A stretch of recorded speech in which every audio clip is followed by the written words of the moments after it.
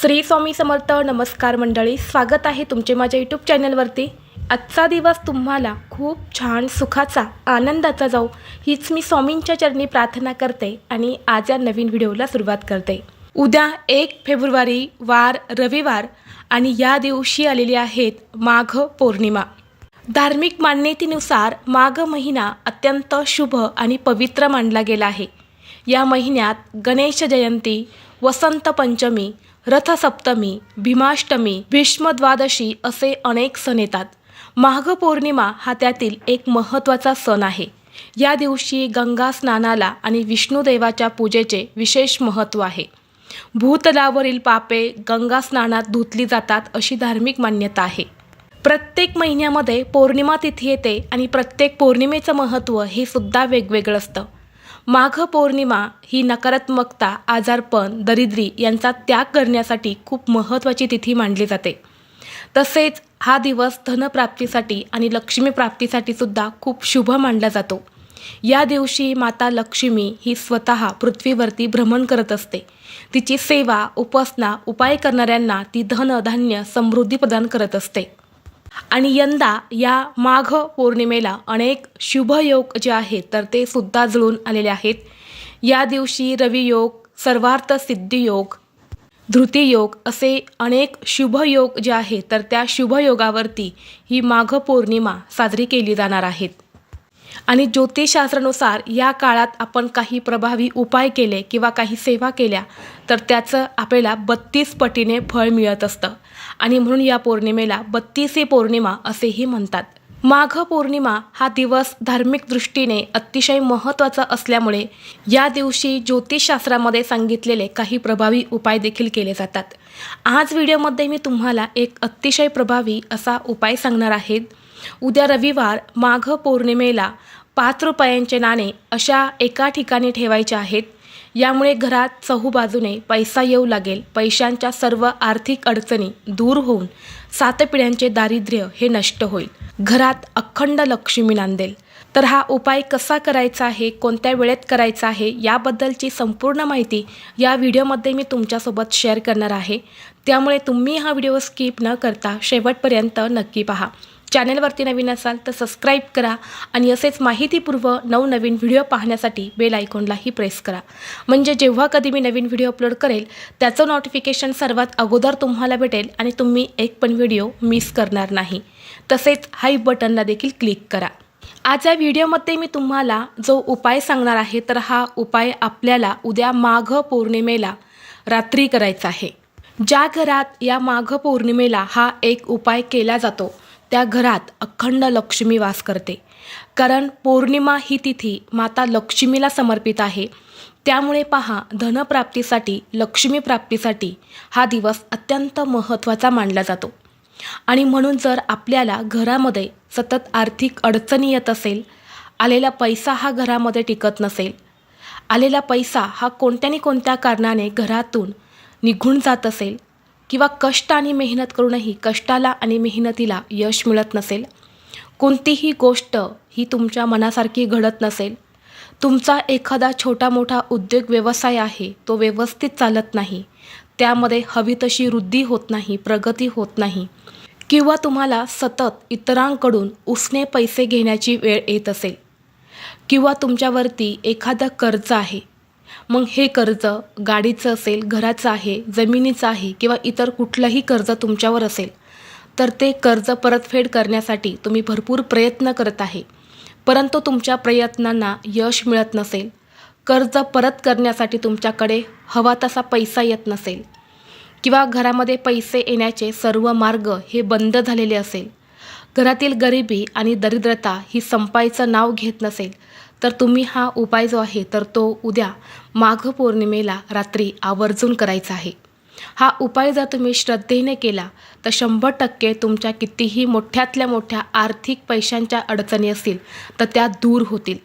आणि घरामध्ये इतका पैसा येईल की तुम्हाला सांभाळता देखील येणार नाही. कारण पौर्णिमेचा हा जो दिवस आहे तर हा साक्षात धनाची देवी माता लक्ष्मीला समर्पित आहे. या दिवशी माता लक्ष्मी पृथ्वीवरती भ्रमण करत असते. आणि जेव्हा आपण तिला प्रसन्न करून घेण्यासाठी काही उपाय सेवा करत असतो तेव्हा ती आपल्यावरती प्रसन्न होत असते. आणि माता लक्ष्मीला नाणे हे अतिशय प्रिय आहे. कारण बघा, साक्षात नाण्याला माता लक्ष्मी म्हटलं जातं. आणि म्हणून तुम्ही लक्ष्मीची कोणतीही मूर्ती किंवा फोटो बघितला असेल तर माता लक्ष्मीच्या हातातून चांदीचे नाणे, सोन्याचे नाणे जे आहे तर ते पडताना दिसतील. आणि याच दिवशी जर आपण या नाण्यासंबंधित काही उपाय जर केले ना तर ते खूप जास्त प्रभावी ठरत असतात. आता हा उपाय तुम्हाला पौर्णिमेच्या दिवशी रात्री करायचा आहे. जेव्हा रात्री चंद्रोदय होणार आहे, चंद्र निघणार आहे, चंद्र निघाल्यानंतर लगेच तुम्हाला हा उपाय करायचा आहे. हा उपाय करण्यापूर्वी सर्वप्रथम तुमच्या देवघरामध्ये दिवा तुम्ही लावलेला नसेल तर तो दिवा लावून घ्यायचा आहे. धूप दीप अगरबत्ती लावायची आहे. यानंतर काय करायचं आहे, एक तांब्याचा कलश घ्यायचा आहे. कलशामध्ये शुद्ध पिण्याचं पाणी भरायचं आहे. त्यात हळद, कुंकू, त्याचबरोबर 1 चमचाभर गाईचं दूध आणि थोडंसं गंगाजल टाकायचं आहे. आणि हे जल तुम्हाला चंद्राला अर्पण करायचं आहे. यानंतर दोन्ही हात जोडून तुम्हाला चंद्राचं दर्शन करायचं आहे. आणि यानंतर तुम्हाला हा उपाय करायचा आहे. उपाय करण्यासाठी तुम्हाला एक चांदीची वाटी घ्यायची आहे. जर तुमच्या घरामध्ये चांदीची वाटी असेल तर आवर्जून चांदीचीच वाटी घ्यायची आहे. चांदीची वाटी नसेल तर मग तुम्ही एखादी मातीची पणती असते तर ती घेऊ शकता. एखादं मातीचं भांडं घेऊ शकता. तेही नसेल तर मग तुम्ही स्टीलची वाटी घेतली तरीसुद्धा चालणार आहे. आता त्या वाटीमध्ये आपल्याला शुद्ध गाईचं जे दूध असतं तर ते दूध ठेवायचं आहे. आणि त्या दुधामध्ये आपल्याला थोडीशी हळद टाकायची आहे आणि थोडीशी साखरसुद्धा टाकायची आहे. हे चांगलं तुम्हाला व्यवस्थित चमच्याने मिक्स करून घ्यायचं आहे. यानंतर तुम्हाला 5 रुपयांचं एक नाणं घ्यायचं आहे. सर्वप्रथम हे नाणं तुम्हाला स्वच्छ धुवून काढायचं आहे. हा 5 रुपयांचा सिक्का जो आहे तर तो देखील तुम्हाला त्या वाटीमध्ये, त्या दुधात टाकायचा आहे. यानंतर ही जी वाटी आहे तर ही वाटी तुम्हाला चंद्रप्रकाशामध्ये ठेवायची आहेत. तुमच्या टेरेसवरती किंवा तुमच्या बाल्कनीमध्ये जिथे कुठे तुम्हाला चंद्र हा पूर्ण दिसतो तर तिथे तुम्हाला त्या चंद्रप्रकाशामध्ये ही वाटी जी आहे तर ती ठेवायची आहे. चंद्रप्रकाशामध्ये अशी वाटी ठेवायची आहे की तो चंद्र त्या दुधामध्ये तुम्हाला दिसेल अशा पद्धतीने ही वाटी आपल्याला ठेवायची आहे. या दिवशी चंद्र हा आपल्या 16 कलांनी परिपूर्ण असतो. तो त्याच्या प्रकाशातून अमृताचा वर्षाव करत असतो. आणि त्यावेळेला सकारात्मक लहरी ज्या असतात तर त्या खूप जास्त प्रमाणामध्ये सक्रिय असतात. आता ही दुधाची वाटी जी आहे तर ती आपण तिथे ठेवल्यानंतर 1 ते 1.5 तास तुम्हाला तशीच ठेवायची आहे. 1-1.5 तास झाल्यानंतर त्यावरती आपल्याला एक झाकण घालायचं आहे आणि तिथेच रात्रभर चंद्रप्रकाशामध्ये ठेवायचे आहे.